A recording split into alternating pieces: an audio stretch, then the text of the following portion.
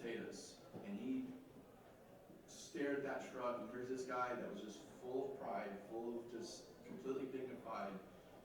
Looked at my grandfather, and he told this story, looked at him, looked at that truck, and literally dove into this truck of potatoes. Through women and children, because he was starving.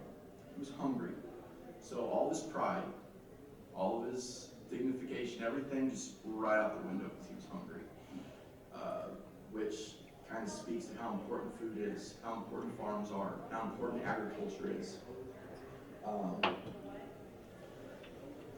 So you've all heard the slogan, no farms, no food. You guys heard that before. I don't know how true that actually is. I'm sure if there's no farmers, McDonald's would still find a way to pump out something. They'd pump out something. I don't know what it is, but they would still find a way to feed you.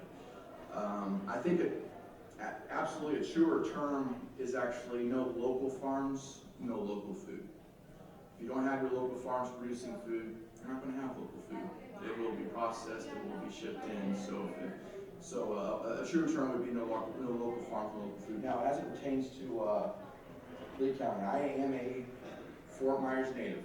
Born and raised 1982, Lee Memorial Hospital, lived here my entire life. So you can imagine I've seen the changes that our area, even from Bonita to Fort Myers, you can imagine the changes that our area has gone through. It's expanded quite advancedly. For instance, back in the 60s, Lee County was ag. That's all it was agriculture. Lee County was farmland. There was communities here and there, but mostly farm communities. Obviously, when you get down to McGregor and downtown, that was not necessarily farm, but most of Lee County, we were an agricultural county. For example, Daniels Parkway. Everybody familiar with Daniels Parkway? It was a farm road. I can still remember when it was a dirt road. It was a road cut to get to farms. For instance, Eagle Ridge, all of where Paseo and Renaissance and all those communities. Gateway, the whole square where Hammond Park, the Publix, the hospital, that was Night Check Farms. That was Daniels Parkway, was cut to connect all those farms. They're not farms anymore. See, I know they're farms because my grandfather farmed. The same man that was in Ward, he came down here from Nebraska and he farmed. Paseo, Eagle Ridge, all these high-end communities, those used to be farms. And it's funny to go, the tree line cuts out. This is all farmland. So it kind of gets to the point of what's happening to our farmland, especially in this community. It's disappearing. Now, it gets into tourism. In 2014, it was estimated about 97 million people visited the state of Florida. 3 million visited Lee County alone, bringing in roughly about $2 billion to our county. I get it. I get, you need the tourism. Our community needs the tourism money to do all the things that we're wanting to achieve, even through sustainability. You need the tourism money. So, I get it, but at the same time, every time a new development pops up, a new hotel, a new whatever, that's that much more land that will never be farmland again. And Lee County is running out of room. You have to really go out to the outskirts of our Lee County borders east to really find to any large farmland. But in today's world, farms don't have to be thousands and thousands of acres. Not anymore. It's kind of changed. I mean, public perception is you need two things. You need a lot of land and a lot of equipment. That's not the case anymore, which brings us to a new way of farming, which I talked about. So far I talked about the importance of ag, the importance of farming, especially when it pertains to local food, and I talked about the importance of tourism. We need it. Our community needs it. We thrive on it. What if we combine the two things? Combine agriculture, combine tourism. You get the term agritourism. It's trying to, at its core, agritourism, and what I believe, it's helping preserve farmland in places that you wouldn't even think would be preservable. At the same time, still outreaching to the tourism that helps support this community. For instance, our park is Southern Fresh Farms. If anybody's not familiar, I'm sure most of the time, we're still a startup. We're only our second full season. But we're located, all those communities that you just heard me list right on Daniels, we're located basically right in the middle of all those communities. You know, my parents had that property because we used to farm where Paseo is right across the street. So my dad, being a farmer, he owned property as close as he could to all his farm, stay central. We had farms all over the place. So he had to be pretty central to get to them. So we've had that property for about 35 years and have always been zoned agriculture. So they've had this land, and we gradually saw Eagle Ridge pop up, and just ran as, you know, I can't even keep track of order they popped up, but they all did pretty drastically. And then eventually we saw Paseo right across the street. This huge community. It's beautiful. Don't get me wrong. It is a gorgeous community, and they are very huge supporters of what we're trying to do. But right in the middle, where all these places are located, we have a farm, and it's an agritourism park. So what we do with this agritourism park is we do have a farm, but it's set up in a way that it allows people to come visit, see how farms operate. We try to incorporate. Florida is unique. Anybody familiar with farming whatsoever? Florida is unique when it comes to agriculture. We have an opposite season as opposed to the rest of the country. We farm in the wintertime. We don't have a great soil. We do have top layer sand, so farming is a little unique where we have to do things a little different down here, but we do have good production down here. So we do have a vast variety of different types of farming down here. So that's something we try to incorporate with our park. So we have the old-fashioned raised beds, plastic. We grow all sorts of stuff with that. For instance, we have our kale, we have our onions, we do flower growing, we have our zucchini, and you name it, we can grow it on there. In the wintertime, we grow practically anything. We also have a more modern way of farming, which is hydroponics. More specifically, vertical growing. Now, those that don't know what vertical growing is, we call it hydroponics because people can identify the term hydroponics more familiar with what it is. Vertical growing, I wish I had the visuals to show you what it is, but what vertical growing is pots stacked on top of pots through a water system on a timer. This is a more modern way of farming. It's something that's catching. What's great about these vertical systems is, get some numbers here. The high density growing that achieves plant density 10 times that of field farming. So for example, on our quarter-acre system, so just try to visualize the size. So just on a quarter-acre system with these vertical towers, you can produce roughly about 100,000 to 120,000 pounds of mixed produce a year on a quarter-acre. That's pretty good production. So that's roughly about 5 to 10 times what you can do in traditional fields. So that's just on a quarter acre. So what's really cool about these systems, and I'll kind of get off agritourism a little bit there and get to more specific to these new systems as it pertains to our area. So if we're able to produce that much produce on just a quarter acre, what would 100 acres do? You guys do the math. What would 200? But what's 200 acres in Lee County? It's a blip. It's nothing. There's tons of property. So if you're able to take these systems and develop them in our county, you're basically, maybe it is visions of grandeur. I don't think it's that crazy that if you invest into these systems that you're producing that much produce that you're no longer shipping produce in. You're completely self-sustaining your area to produce, whether it be communities or restaurants, everything. You can produce enough with these systems that you don't have to ship it in. Because here's the thing, guys, 90% of our produce, roughly, comes from California. When I say produce, tomatoes, strawberries, lettuce, etc. That comes from California.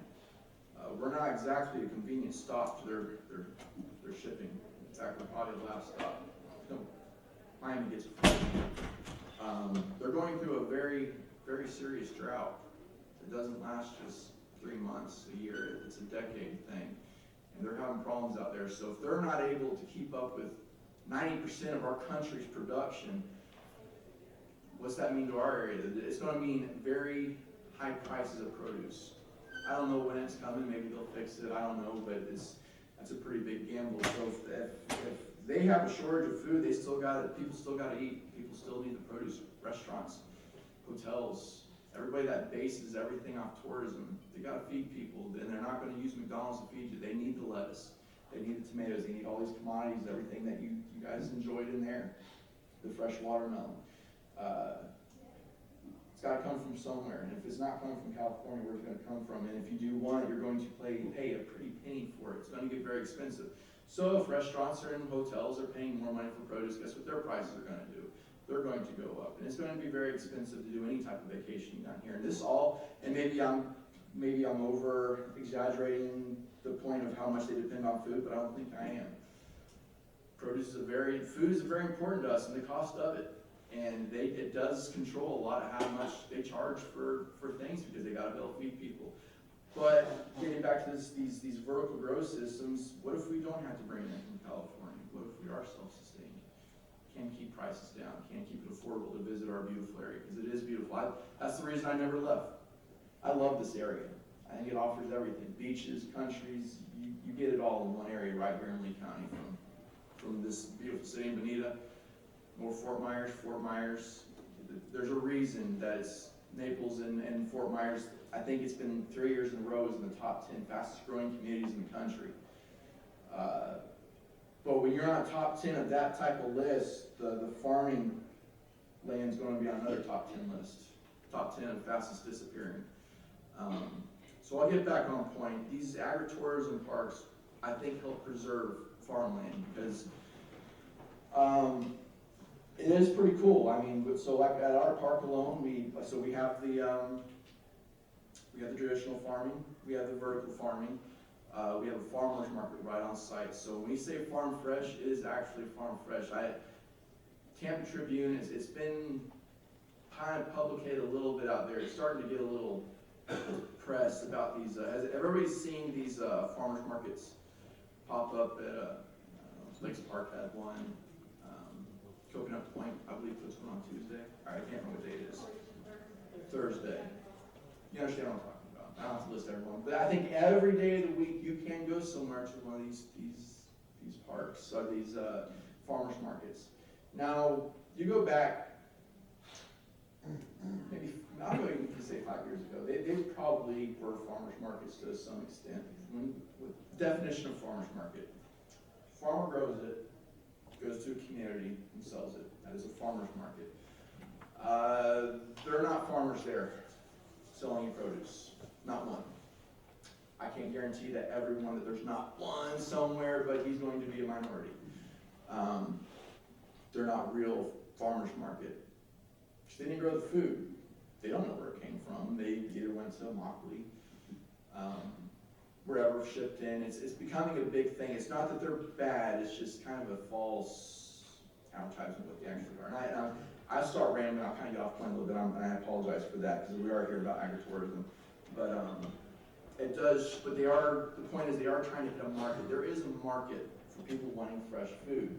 Now, it's not to say that the food that you're getting at these farmers market is bad. That's not the case at all. It's just falsely advertised what it actually is. Where an agritourism park like ourselves, we don't hide anything. You can come see right where your lettuce was picked every morning. Your tomatoes were picked. Something else we have is we have a tilapia farm on site. We grow our own tilapia. We have them in above ground pools. We change the water daily. We grow them from fingerlings.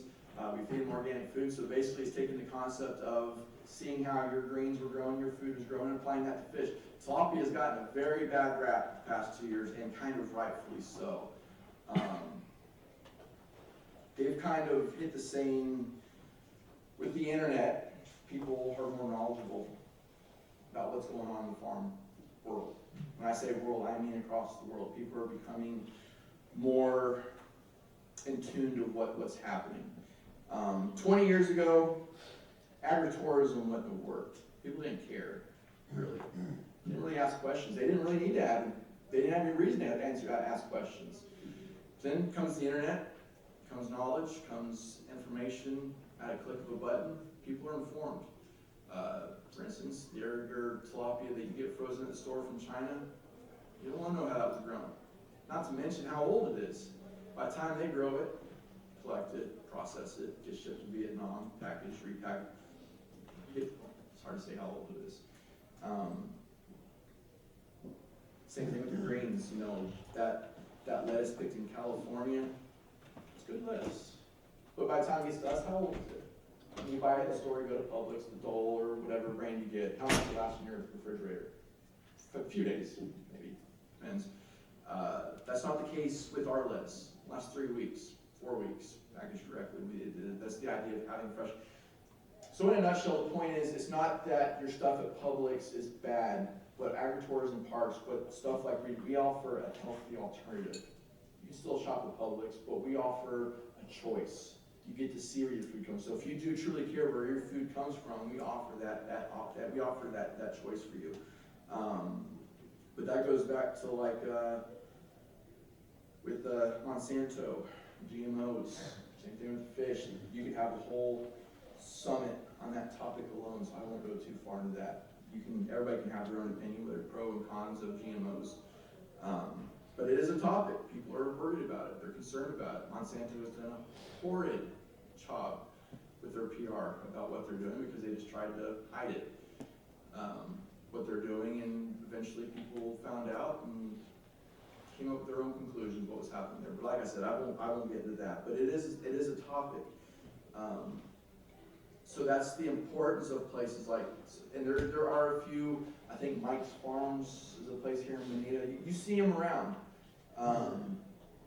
These agritourism parks, and what's cool about these parks is there's us, there's Buckingham Farms out in Buckingham, if anybody's familiar with that. There's Greenwell has 31 Produce out there. You have Mike's Farms, down here in Bonita. There's a few of us around. We're all kind of finding our own way organically. It's all depending on location, how much foot traffic you can get. Like for instance, where we're located, it's a high-end communities that we're surrounded by. We can get a lot of foot traffic, so we can do things that maybe Buckingham Farms they can't do, but they have a beautiful setup out there where they do amazing weddings. They have a great setup. So everybody, we're all finding our own way, but it's just cool because we can all do our own thing. As it comes to agriculture, we'll find our own deals and go from there. We have a petting farm on site. We have a fishing deck. The most important thing that we are is try to be family friendly. A community, a park where you can bring your kids. I mean, how many places these days in Lee County can you go and drive like 10 minutes and go feed a cow? See how plants were grown. Learn about farming. Because you've never heard of that. I mean, we get so many field trips, these kids coming in that's never even seen a cow up close where they could feed it, which is, we feel good about that we can offer something that kids can get first-hand experience. They don't have to drive an hour out in the country. They have it right here. Before I go too far, do you have any questions so far? Yes, sir. I'm sorry that I missed, I'm Rick Vansky with Advanced Solar. I missed the beginning, so I wasn't sure exactly where yours is located, but I just had two questions. Yeah. One, well, actually, I have three questions, if you don't mind. No, please. The number one, for your expansion, are you a for-profit organization? Yeah, for-profit. Right? Yep. And your expansions, would that be based on finding more land, I assume? That's the hard part, is the only reason we were able to do what we did was that we've been zoned ag for over 35 years. So anybody where we're located that wants to just start up a new farm, it's impossible. Zoning, it's impossible. So you want to take your property with all the surroundings you have to say across the street and all these neighbors, to actually take your property and zone it ag would be impossible. So that's one thing with an urban community, like an urban farm like us, is you have to work with what you got. Mm-hmm. You have to be able to get the most, but that's the cool thing about these vertical towers is we use less farmland with the same amount of production. So with adding more towers, we can actually use more land for other stuff. To answer your question, yeah, like there's a property adjacent to us that we would like to get a hold of, but so there is things we'd like to do. We're looking to expand, but for most part, you're pretty much limited with the space you have just because it's so hard to get more land zoned agriculture. Do your employees, staff, or the people that keep you moving support the Healthy Harvest Community Initiative?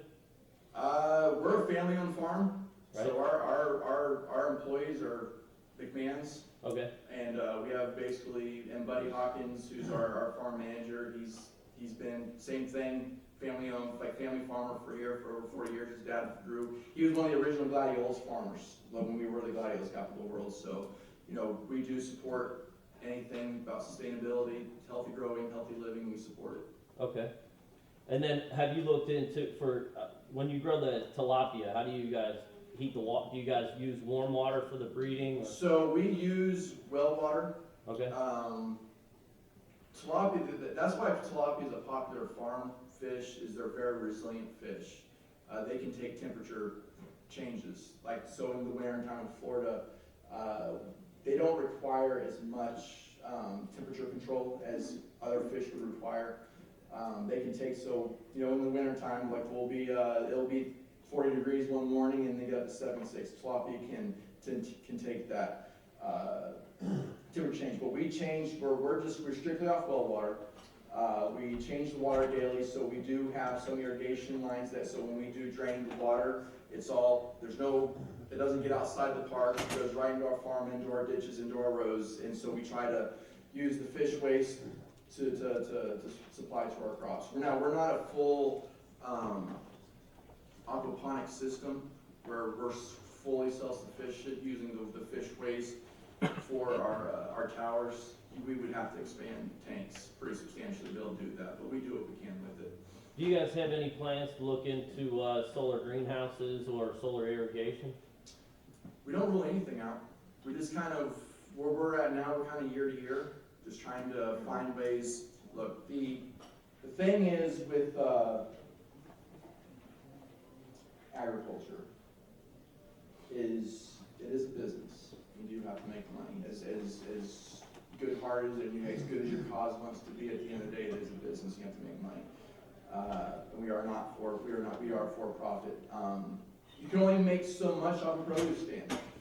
That's the sad news of it. So even if I were to sell almost everything we grew, which we know in agriculture, there's no guaranteed crops. You don't get to sell everything you grew. You do have loss. It's not enough. You got to find other avenues, which is the cool thing about agritourism parks, is you can delve into other activities. For example, just about roughly did I answer your question before I run off a little bit, before I get off one point? Oh, sure, I can talk to you after. Okay, that's good. But for example, then about 6 to 8 months ago, Lee County passed the state level ordinances that specify to what agritourism parks can do. We're a farm doing commercial things, cooking, filleting fish, restaurant stuff, we're on a farm. See, agriculture zone to ag, you get away with stuff. I'm not saying that you get permission, a lot more permission to do things where you don't in commercial. So when you have these two completely different worlds and you're combining them, rules become cloudy of what you can and can't do. You know, you contact Department of Ag, hey, we're looking to do this. Oh, well, that's the Department of Health issue. Contact Department of Health. Oh, you're a farm, that's Department of Ag issue. So there's a lot of confusion of who's actually in charge of what you're doing.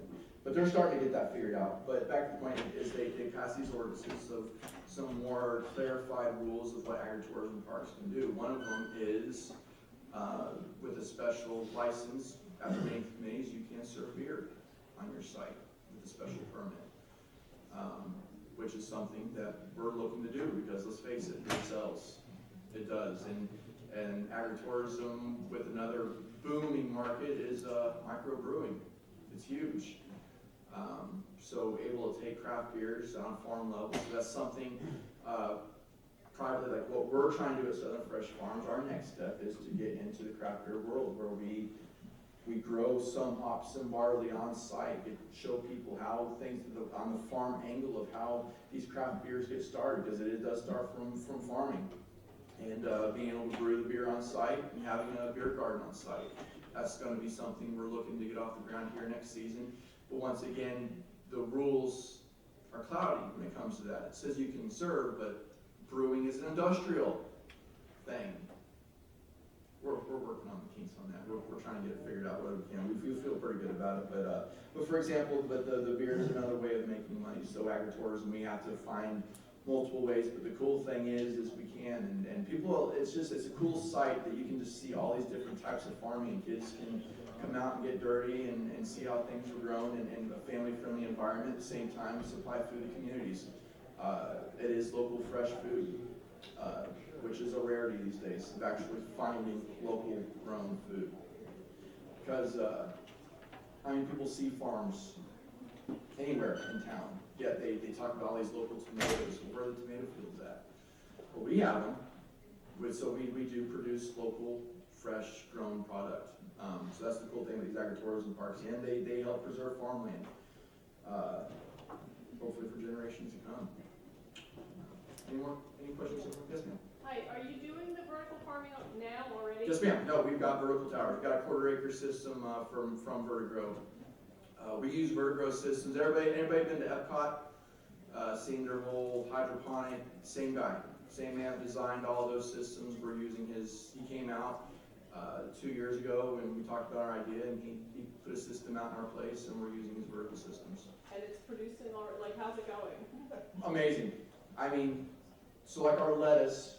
We have romaine, we have a Nevada, which is type ice. So we have about 5 or 6 different types of lettuce. And so we germinate on site. We have a place. So once we have a sprouted lettuce plant with these systems, we're harvesting in 3 weeks. So we have very fast production. And we don't grow head lettuce, so we have the types of lettuce that you can keep harvesting. So, we're lettuce production is fantastic. Yes, ma'am. So the plants just hang in the air, are there five? It all depends on the plant. So lettuce it grows up, but it doesn't have a heavy enough product that it has to sag, so it'll just keep growing up, so we don't have to do anything with that. Peppers. So is it a device? I wish I could, so basically, let me try to paint the visual picture for you. I wish I had brought a picture. So imagine about an inch pole in the ground, dug in the ground, and through that pole is a bottom black pot filled with soil. We use, it's not soil, it's more of a compost, coconut fiber mix, so we don't use, let me backtrack just for a second. So the way we do it, the reason it is a hydroponic concept is, hydroponic is bare root recirculating water. Obviously, we're not using bare root and we're not recirculating water, but we're not using an actual soil. So the roots are not pulling any nutrients from the soil that we're using because it's just a compost coconut fiber mix. The nutrients they get is from the drip system from our injection board that we have. So all the nutrients, all the organic fertilizers, everything that those plants get come from the water on a drip to waste system. So it is kind of hydroponic in concept alone. So imagine the bottom pot, and then up we have these 4 different white pots kind of stacked on top of each other, with the plants coming out catty corner, different angles. Like strawberry pot? They're the strawberry parts. Okay. Okay, it's the same. There's different hydroponics have different looks, but the ones we use are the full pots. So out of each corner comes the product. Now, so like pepper growing out of those pots, we stake them, clip them so they grow up. So when they get bigger, they don't sag down. The fruit grows. Tomato plants, they grow down. You don't do anything. You just let them hang. Strawberry plants, same way. Just let them hang down. The peppers is the only thing you really got to do extra work with. Every crop is amazing with these towers. It has amazing production rates. You can pretty much name it. We've tried to grow in it, and it's been, actually, we've got to stop growing cabbage in them because we were producing 8 to 9 pound heads and it was breaking our pots. So it actually did too good. Where again are you located? I can't. Okay, yeah. We're Southern Fresh Farms. We're in Fort Myers. We're off Daniels Parkway, we're at Palomino. We're, you know where Paseo is? We're right across the street from Paseo. Yeah, that's where we're located. How do people find out about you? That's been the tough part. We're a small family farm. We've started just at our grassroots. You know, word of mouth right now is our biggest thing. That's the thing about our park is even though we are in town, I mean, we're conveniently located. We're tucked away. We're hidden. We're not off a major highway. Even though Daniels is only 2 minutes away, we're not. People can't visually see us as traffic drives by. But it does add to the feel of the park that it's quiet. It does have a farm feel to it. Social media, Facebook, word of mouth. We do understand that marketing is the most important thing, but it's also the most expensive thing. So we do have to be diligent and smart about how we market and where our money goes there. We support our local communities, and we feel we have a good product there, and we get good word of mouth, and so word spreads pretty quickly through communities. We're getting a pretty good following. What's the process when you come to the park? Is there a mission? Okay, so we do, and actually, if you guys want to write this down, we actually have a droid footage of our full park to give you a good idea. So if you go to YouTube and type in Southern Fresh Farms, a link or a video of aerial footage will pop up, and that gives you full drone footage of our park. So to give you a breakdown of what happens, so we have a parking lot up front. We have a full pond up front with a big rock waterfall that you walk around. The first thing you come to is our farmer's market, where everything we grow is for sale. Which you go to the market, on the back side, that you face, we have a playground, which is a fully full-size playground that we actually use old Australian pine poles with. So because we used to have a big Australian pine forest there, so we use all those Australian pines that we cut down and made a giant playground out of them. And behind that, we have our full hydroponics fields, and to the left of that, we have our traditional, and then off to the side, on the side of the property, we have our tilapia farm for tanks. So it's tough, and that's the thing when we first came up with the idea, me and my dad, to do an agritourism park. The hardest thing was selling it. People didn't get it. We had the vision. We knew what we were wanting to do, but people was like, what? They didn't quite. But once they came out, so we did everything ourselves. We built and did everything ourselves. But once people came out, we got close to finished product. Like, oh, okay, it's one of you gotta kind of see it to understand. So I do encourage you to visit our website, which is southernfreshfarms.com. And check out that YouTube video. It came out pretty good. Is there a mission fee, or do you make all of your revenue No, from we don't. sales? The only thing we've done an admission fee on, we had an alligator festival this past March, where we had full out alligators out there, and people from Nature Center and Lee County came out. We charged an entry fee then, but our daily operation is no entry fee. We only charge on what we buy. And we do lunches, like we're getting into that stuff, so we're diving into other things to make money off of this. I'm on your page right now, and I see that you have the fresh cut flowers. Is that something that you grow, or is We grow snapdragon, sunflowers, status of all different colors. We fresh pick them every morning, and so we have fresh potatoes available in the market. And that's the thing with everything that we grow, we fresh harvest every morning. It is available at the farmer's market, and that's the case with most of the agritourism parks around us. You are actually getting to see where your food comes from, and it's fresh. Yes, sir. You do any other farmers markets other than the one on site? No. We tried, we did it from a standpoint, we did set up a stand at the health park one last year at some point. The thing is, we do it from a publicity, like just an advertisement point.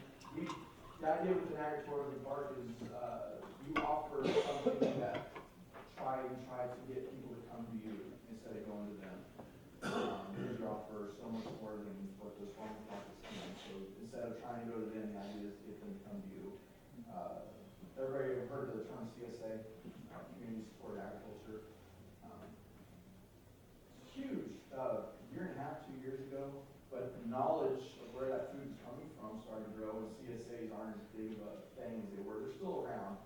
I think they're more prevalent on the other coast, but not around as much anymore because the questions were starting to be asked, so, okay, where's this box of food coming from? It's coming from your farm? Is it coming where? People start getting knowledge and start asking questions, so CSA numbers really dropped. But we try to kind of flip the CSA idea of we want them to come to us instead of us going to them. Any other questions?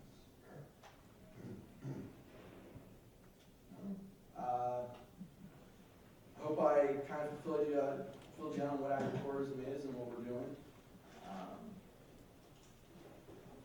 We hope that these ideas help preserve farmland as we move on in the future, because like I said, every time new development pops up, it's not just less farmland that's available.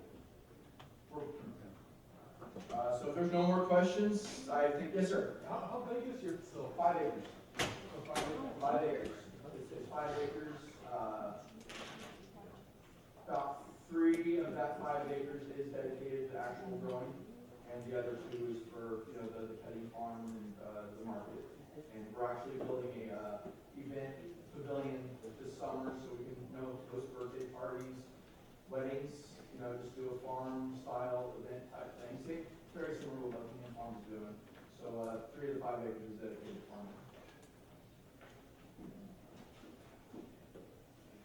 And how many people come to your farm each year? It's growing. Like our first season, like when we first opened, we had a big grand opening. We roughly get so it changes during season. We probably get about let me get the numbers. We probably get 60 to 100 every 2 days. So it's pretty kind of happen daily. The thing is, with the startup farm like us, there really is no continuity. It changed. Like Mondays might typically be bad, and then we'll have this crazy Monday. So we're hoping within a few years we'll start getting a more predictable time, and as we find this, because there's really no rhyme or reason when we're busy or not. Weekends are very good. We're trying to get a local following. Right now, the season is moving for us, but as we grow, we'll try to get a local following for what we're doing. That's why we're trying to get new beer. We got a weird local community. It's hard to say, and for people who've been around, it's just you don't know what they'll support and what they won't. There's no rhyme or reason to it really at all. I mean, you just put 10 restaurants in a row down the road, and you don't know what they'll support. That's just us. So hopefully we're getting there and we grow. What you got? Were you in there earlier? When I was going in. Did you read it? Aaron It was educating now. Aaron from the print. It's crazy. And the issue with everyone at this stage, they basically went to the farmer's market, people who were promoting that they had local fresh produce were lying. They were just straight up lying. And that's the thing, and that's the thing, it's not that the food there is bad or it's gonna kill you.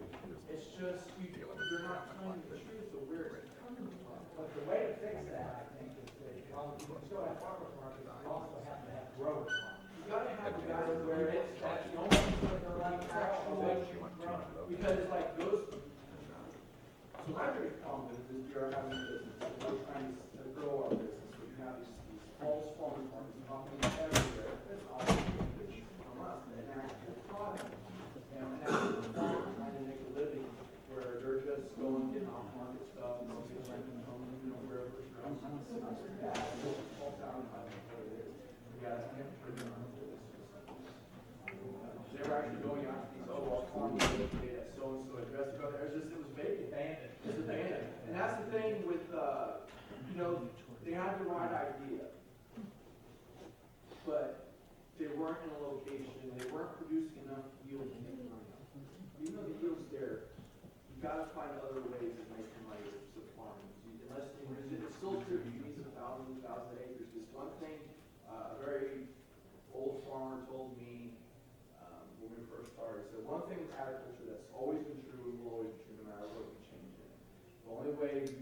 was off yield. Gotta be able to grow enough to make money off of it. The best thing with these systems is you can get yield if you have enough of them. I mean, we produce a lot, but these hydroponic parks, they just weren't doing enough, wasn't generating enough, they weren't selling enough, so they went out. But they found a way to make money, even though, so they completely scrapped that idea. And Alhambra's gonna go get